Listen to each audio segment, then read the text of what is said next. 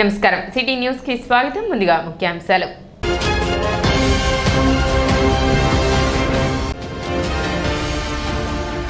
పెదరావూరు శ్రీ గణపతి సచ్చిదానంద ఆశ్రమం నందు వైభవంగా ప్రారంభమైన కోటి దత్త హోమం.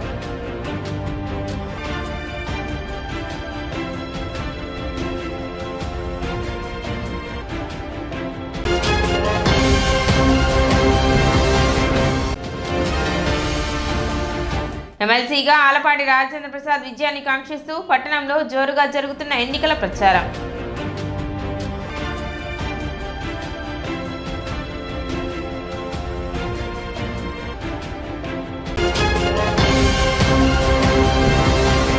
పట్టణ బాలాజీరావుపేటకు చెందిన షేక్ మస్తాన్ వలీ కిడ్నాప్ మరియు దాడి చేసిన ఘటనలో వైసీపీ కౌన్సిలర్ మొఘల్ అహ్మద్ బేగ్తో పాటు మరో ముద్దాయిని పట్టణ 3 టౌన్ పోలీసులు అరెస్ట్ చేశారు.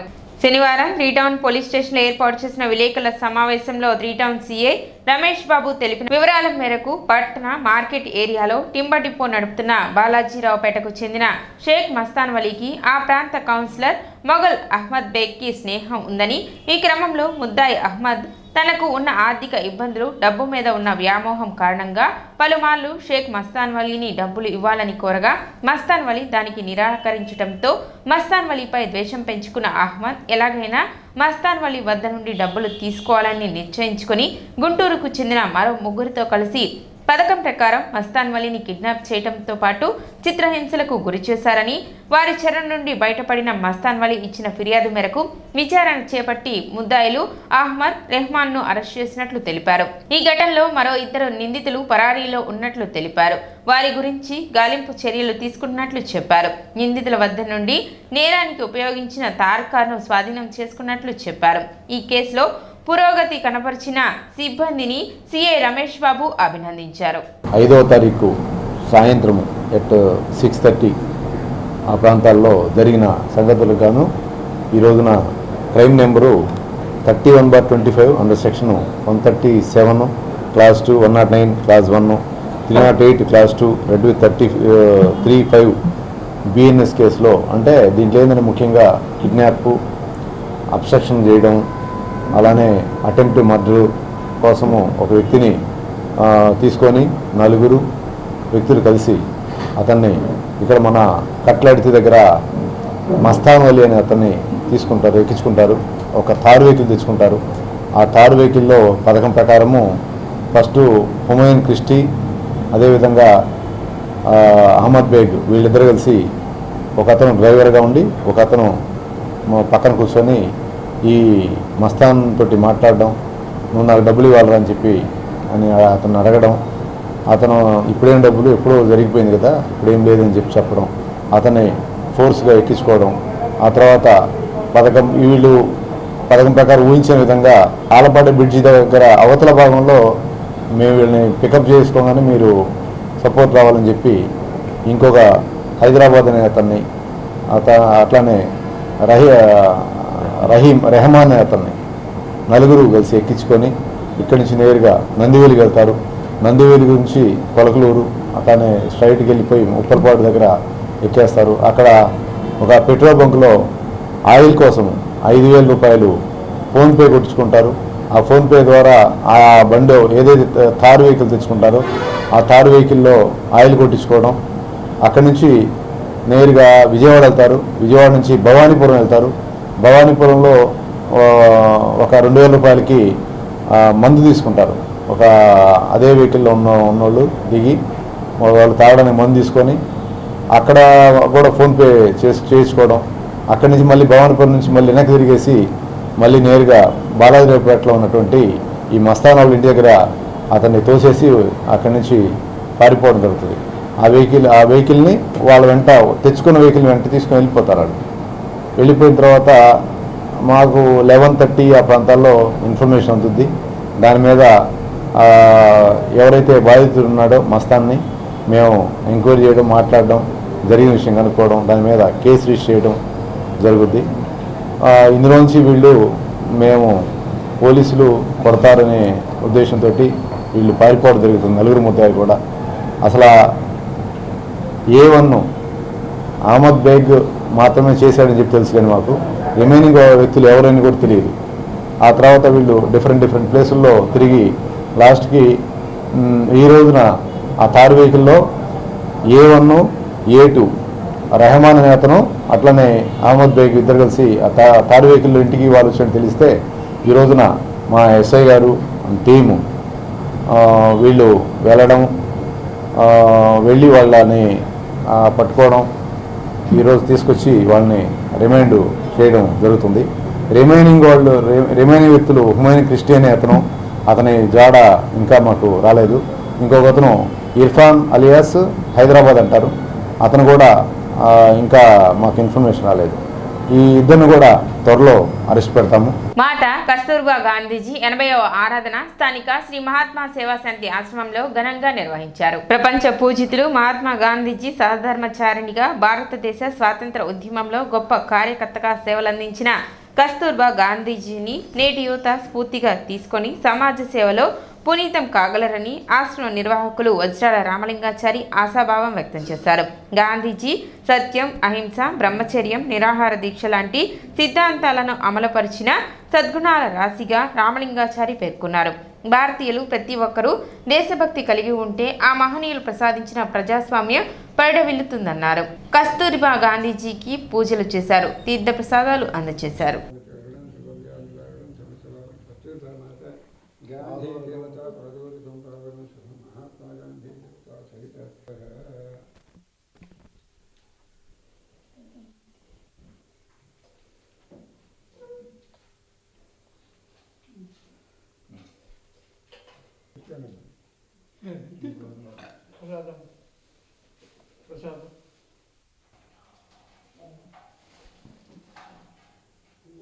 గాంధీజీ మరి నిరాహార దీక్ష, సత్యవ్రతము, మౌనవ్రతము, మరి అదేవిధంగా అహింసా విధానము, ముఖ్యంగా శాకాహారము, బ్రహ్మచర్యము 37 ఏట గాంధీ మహాత్ముడు కస్తూర్బా గాంధీ ఉద్యమంలో మనం బాగా పాల్గొనాలంటే మనము బ్రహ్మచర్యం పాటించాలని తను 37 ఏట ఆయనతో పాటు ఆమె కూడా ఉంది. అంటే ఒక మహర్షిగా, ఒక దేవతామూర్తిగా ఈ ప్రపంచానికి ఆదర్శ దంపతులు వారు.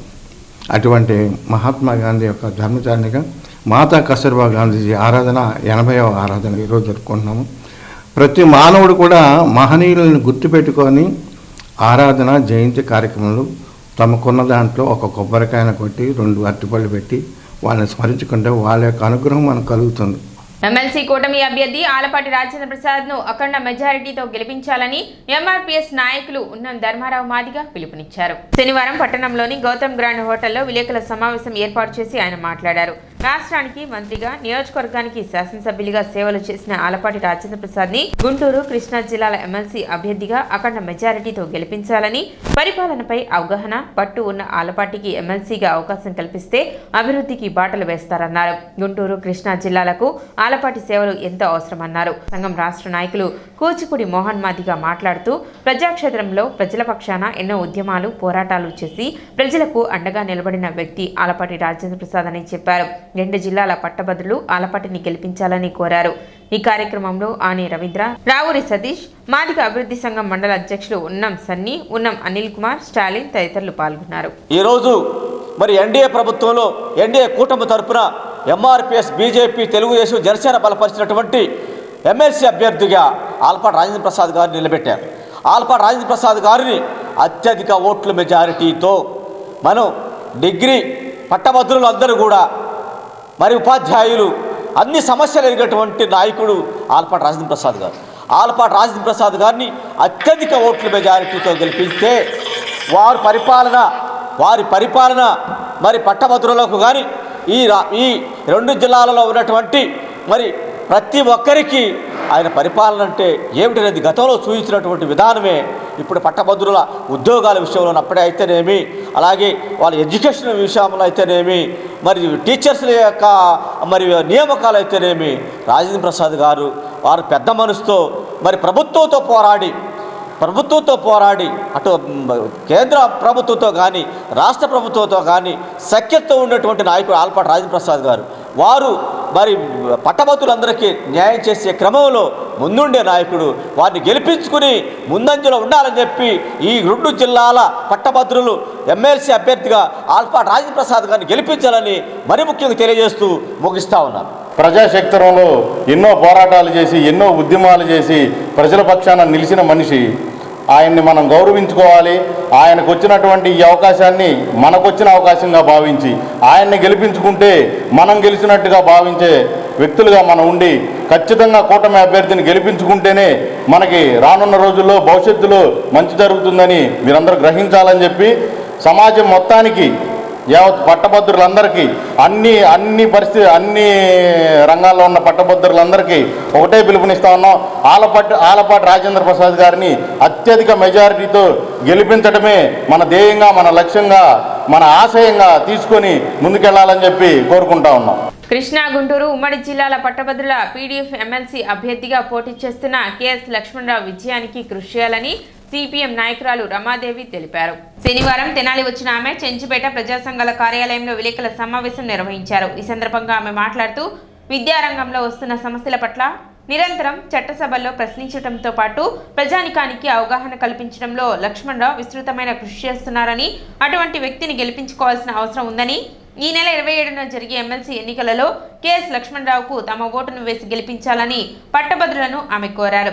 సమావేశంలో సిపిఎం జిల్లా నాయకులు కె బాబు ప్రసాద్ తదితరులు పాల్గొన్నారు. ఈ నెల 27వ తేదీన ఎమ్మెల్సీ ఎన్నికలకి పట్టభద్రుల నియోజకవర్గానికి ఎన్నికలు జరుగుతున్నటువంటి విషయం ఇప్పటికే పట్టభద్రులందరికీ తెలుసు. కేఎస్ లక్ష్మణరావు గారి విజయాన్ని ఆకాంక్షిస్తూ ఐద్వా, సిఐటియు, అలాగే ఇతర ఉపాధ్యాయ సంఘాలు, ఎన్జిఓ సంఘాలు ఇవన్నీ కూడా విస్తృతంగా ప్రచారం సాగిస్తూ ఉన్నాయి. లక్ష్మణరావు గారు ప్రజానీకానికి అందరికీ కూడా చిరపరిచితులు. కాలేజీ లెక్చరర్గా పనిచేస్తూ రిజైన్ చేసి పీడీఎఫ్ ఎమ్మెల్సీగా ఆయన విజయం సాధించారు. అప్పటి నుంచి ఇప్పటి వరకు కూడా విద్యారంగంలో వస్తున్నటువంటి సమస్యల పరిష్కారం కోసం నిరంతరం ప్రభుత్వానికి రిప్రజెంటేషన్స్ ఇవ్వడం కానీ, అసెంబ్లీలో వాటిని లేవనెత్తడం కానీ, అలాగే ప్రజానీకంలో వాటి ఎడల అవగాహన కల్పించడంలో కానీ విస్తృతమైనటువంటి కృషి చేస్తున్నటువంటి విషయం ఈరోజు విద్యారంగంలో ఉన్నటువంటి ప్రతి ఒక్కరికి తెలుసు. అంతేకాదు ఉద్యోగాల కోసం పరీక్షలు రాస్తున్నటువంటి అభ్యర్థుల కోసం విస్తృతమైనటువంటి శిక్షణా కార్యక్రమాలను కూడా ఆయన నిర్వహించడం జరిగింది. ఆ రకంగా ఈరోజు ఉద్యోగాలు చేస్తున్నటువంటి అనేక మంది కూడా లక్ష్మణరావు గారికి శిష్యులుగా ఉన్నారు. నిజాయితీ కలిగినటువంటి వ్యక్తుల గురించి, అలాంటి వాళ్ళని విజయం సాధించాలని ప్రతి ఒక్కరూ మాట్లాడుకుంటాం. ఈరోజు నిజాయితీ నిబద్ధతలో మరెవరూ సాట్లేని విధంగా పీడీఎఫ్ ఎమ్మెల్సీలు, అందులో కేఎస్ లక్ష్మణరావు గారు చాలా కృషి చేస్తున్నటువంటి పరిస్థితి కూడా తెలుసు. తనకొచ్చినటువంటి ప్రాతినిధ్యాన్ని ఆసరా చేసుకుని వ్యాపారాలు పెంచుకోవడానికో, లేకపోతే కబ్జాలు చేయడానికో, లేకపోతే సొంత లాభం చూసుకోవడం కోసమో ఇంతవరకు ఏనాడు ప్రయత్నం చేయకపోవడం, తన ప్రతి ఎన్నికల్ని ప్రజలే, ఉపాధ్యాయులు కానీ, లేదు ఉద్యోగులు కానీ, ఇతరత్ర మిత్రులు కానీ చేసినటువంటి సహాయంతోనే ఎన్నికల ఖర్చులను కూడా భరించడం మనం చూస్తాం. మొత్తం అన్ని పంచాయతీలు బ్లీచింగ్ పౌడర్ బదులు మైదా పిండి సప్లై చేస్తే ఆ విషయాన్ని జిల్లా పరిషత్ మీటింగ్లో లేవనెత్తి ఆ అవినీతిని అరికట్టడం కోసం కలెక్టర్ గారి దృష్టికి తీసుకెళ్ళి ఒక కమిటీని వేయించి ఆ డిపిఓ గారిని సస్పెండ్ చేయటం జరిగింది. ఆ రకంగా అన్ని గ్రామ పంచాయతీల్లోనూ ఆ మైదా పిండి ఏదైతే ఉందో దాన్ని తీసి పారేసి మళ్ళీ బ్లీచింగ్ పౌడర్ తీసుకురావటం జరిగింది. ఆ రకంగా ప్రజల సమస్యలు ప్రస్తావించడమే కాకుండా ప్రజల ఆస్తికి రక్షణ కలిగించేటువంటి విధంగా వ్యవహరించినటువంటి లక్ష్మణరావు గారు. అట్లాగే ఆయన స్ఫూర్తిగా తీసుకుని మాబోటి వాళ్ళం ఎన్నో కార్మిక సమస్యల మీద పనిచేసాం. ఒక్క ఉదాహరణ, నాగార్జున యూనివర్సిటీ ఉంది. 500 మందికి ప్రావిడెంట్ ఫండ్ చట్టం, ఈఎస్ఐ చట్టం అమలు జరగకపోతే ఆ చట్టాన్ని అమలు చేయించడం కోసం కృషి చేయడం జరిగింది. అమలు జరిగిన తర్వాత లక్ష్మణరావు గారిని గురించి వైస్ ఛాన్సలర్ గారు ప్రశంసించడం జరిగింది. మా వైఫల్యం, మా వెనుకబాటుతనాన్ని మేము ఏ విషయంలో అయితే వెనుకబడి ఉన్నామో గుర్తు చేసి అమలు చేయించిన సంతోషం చెప్పారు. అట్లాగే మన కులిపర గ్రామ పంచాయతీ ఉంది, అక్కడ కూడా ప్రావిడెంట్ ఫండ్ అమలు చేయక పెండింగ్లో పడితే ఆ కేసును మేము టేకప్ చేసి ప్రావిడెంట్ ఫండ్ అధికారులు 11,20,000 రూపాయలు పెనాల్టీతో సహా కట్టాలని చెప్పేసి అంటే పంచాయతీ గ్రామ సెక్రటరీ చట్టం యొక్క దాని విలువ ఏంటో పవర్ ఏంటో తెలియక అమలు చేయకపోతే చివరికి పిఎఫ్ అధికారులు ఆ గ్రామ పంచాయతీ యొక్క బ్యాంక్ అకౌంట్ని అటాచ్ చేసిన తర్వాత అప్పుడు ఆఫీస్కి వెళ్ళి ఇన్స్టాల్మెంట్లో మేము కట్టుకుంటామని చెప్పి చెప్పడం జరిగింది. ఆ రకంగా చట్టాలను అమలు చేయించడంలో మాలాంటి సిఐటియు కార్యకర్తలకి నాయకులకి అవసరమైనప్పుడల్లా వెన్నుదన్నుగా అండదండగా ఉండేటువంటి లక్ష్మణరావు గారు ప్రాతినిధ్యం చట్టసభలో బాగా అవసరం అని చెప్పేసి మేము అభిప్రాయపడుతున్నాం. ఇప్పుడు ఒక చిన్న విరామం.